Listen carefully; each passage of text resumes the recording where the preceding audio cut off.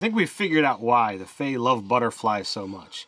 And it's not because they're just so pretty. I know, right? Let's talk about making the deadliest monster for 5e D&D, inspired by TikTok. I'm Nerdarchist Ted. I'm Nerdarchist Dave. Welcome to Nerdarchy, for nerds, by nerds. Now let's flutter on into this video. All right, so first off, I guess we're going to start with kind of what this video is about, what inspired it. So one of my favorite TikTokers, my guilty pleasure over there is actually not like a D&D or an RPG TikToker. It's all about, he does like weird animal facts. It's like usually starts with, let me ruin this animal for you.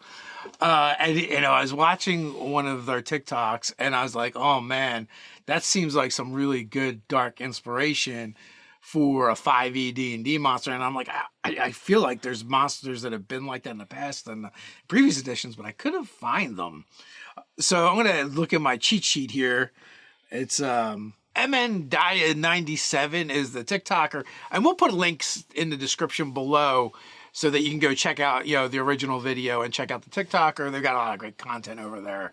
So to see what we're talking about. So the concept for this video is, what if you take something that's kind of beautiful and cutesy and then, blend it with something really morbid, and it turns out you get the butterfly, right?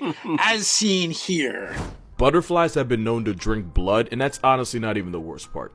Butterflies will do this weird ass thing called mud puddling, and basically it's when they try to suck the nutrients out of any organic matter. Which is why these necroflies will suck the blood from the bodies of animals that have already tapped out of life. There's a species of butterfly in Spain that is attracted to the smell of a fresh corpse, and they'll pull up to the body just to get a taste. They'll do this mud puddling thing with rotten fruit, literal deuces on the ground. Some will even drink the tears of other animals like sleeping birds or reptiles like turtles. There's even a type of butterfly that'll go out of its way to irritate the eyes of a turtle and came in to force them to tear up just so they can drink the tears for minerals. And because they don't discriminate, they'll do it to you too. In fact, there are some butterflies that are attracted to human sweat. Also, unrelated fact, most of a butterfly's taste buds are on its feet.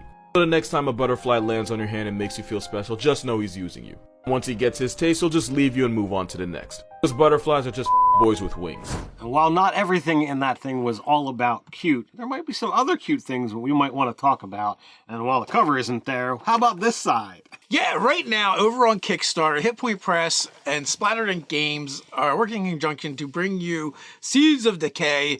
And it is kind of loosely based off of a tabletop game that Splattered Games had put out called Daubers.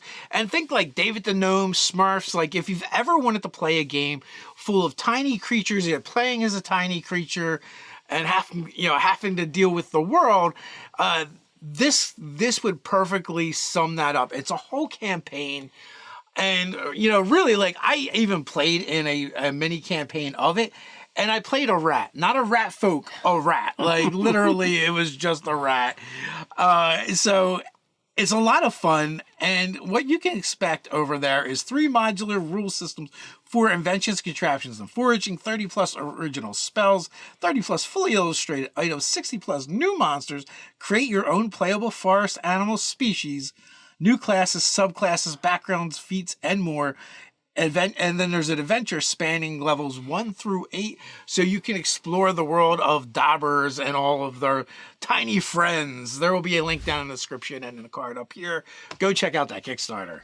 All right, so we watched this TikTok. We saw this deadly butterflies that drink blood, that siphon the. Well, the butterflies aren't deadly. They're attracted to biological, organic materials. Like blood.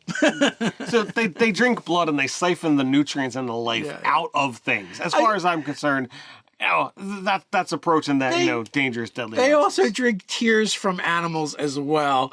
They just get it where they can get it. So while in itself, that is not particularly deadly or dangerous, but I do feel like it is inspiration for deadly and dangerous when you talk about D&D. Now, I could have sworn there were like blood moths or death moths or blood butterflies or death butterflies. In previous editions, I scoured the internet. I didn't find anything. I even went through like a list of like all the AD&D monsters, and I was super shocked because I could have sworn there were things. Maybe it was 3rd edition that had that stuff. I did not scour 3rd edition. Let us know down in the comments, if I missed anything. But there has been some creatures from 5e created by third-party publishers. Tome of Beasts by Kobold Press has the Death Butterfly Swarm, so that's one option that you can look at. Then Onyx Path and their creature collection has another option for you, and that is the Blood Moth Swarm. So both of those are interesting. They have, they're both beasts. There's concepts, and I do feel like if you're going to use butterflies, you're probably talking about a swarm anyway, for type of monster. So I went in through D&D Beyond and sorted through and to figure out what kind of creatures were there already swarms for. For that, we're seeing a range of CR 1/4 up to a CR 5, and it's going across many different, creature types. You've got beasts, constructs, monstrosities, plant, and undead. So we definitely feel like there is some room here. Now, whether you want to make this swarm of necro butterflies, it could very well be just a beast straight up as is, or we could go in the direction that's not listed here, and we could make some fae. I do like the idea of going with the fae, because oftentimes, in the fae, things are not what they seem. You see a delicate butterfly, ooh, pretty, but it's going to murder you or steal your name, or something's bad can happen from it. And also, also using kind of the real world information of these, butterflies, where they just kind of have this, almost like this parasitic or symbiotic relationship with other creatures, living or dead, where they just kind of come along and they want to slurp up the biological material, of whether it's off of a corpse or a living creature. So what if we took that, right, and we did a swarm of butterflies, but they're from the Feywild and they're fey creatures, and they actually cross over to the material plane because what they like to do is hang around zombies. Right? Because zombies still have blood in them. And they're not really something, I don't think there's something a zombie would really acknowledge or care about. So they kind of attach themselves to zombies. Maybe they burrow in them. Maybe they even go into into its mouth and into its stomach and just suck out all the blood and stuff. So it's still a zombie, but it's this desiccated husk of a zombie. Does that require a new monster? I don't know. Maybe not. But maybe either when the zombie comes at you and tries to bite you, they fly out of its mouth. Or if you kill the zombie, it's like in a piñata, and a swarm of these killer butterflies explodes out of it. Especially larger creatures like ogre zombies and stuff. So I was thinking of going in the direction of, you could have, maybe a butterfly swarm, but you could also have a massive butterfly, something that's huge or gargantuan. Maybe one of these things that used to exist as a swarm, got hit with some kind of magic, was bestowed abilities by, a fey lord or lady. But I love the fact of having this dangerous butterfly, because that completely fits the powerful fae. They're both beautiful and incredibly dangerous. So that's the direction that I would wind up going. I would have that there. So you want to make Mothra? I would be cool with making a Mothra, scenario, because it would fall outside the realm of something that someone might expect. Somebody sees a giant butterfly.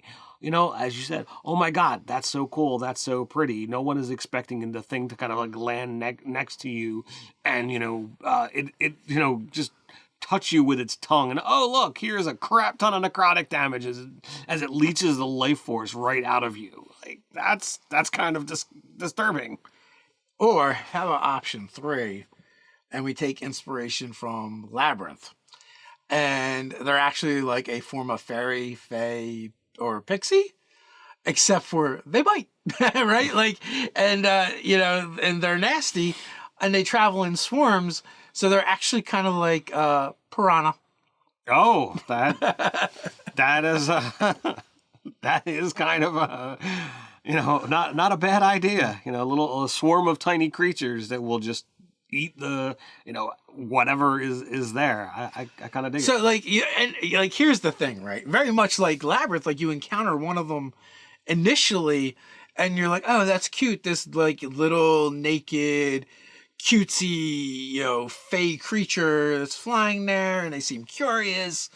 They're actually a scout, right, for the rest of them.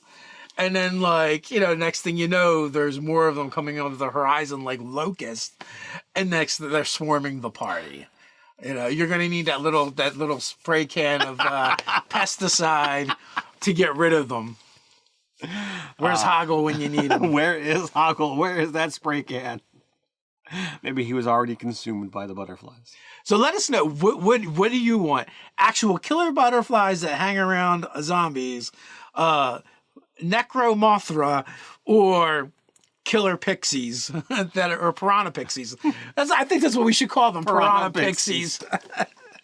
Which one of those do you think we should make and put in, a product or on D&D Beyond or something? Let us know down in the comments below. While you're down there, don't forget to do all those fun things like share, subscribe, even go ahead and attune to that notification bell so you don't miss a single video. Quick reminder, Mondays, Wednesdays, and Fridays, we drop new videos on the channel, so come on back. But you can't wait till then. No worries, we got you covered. Check out Deadliest Ways to Die in D&D, the Varghoul. Cards up here. So until next time, stay nerdy.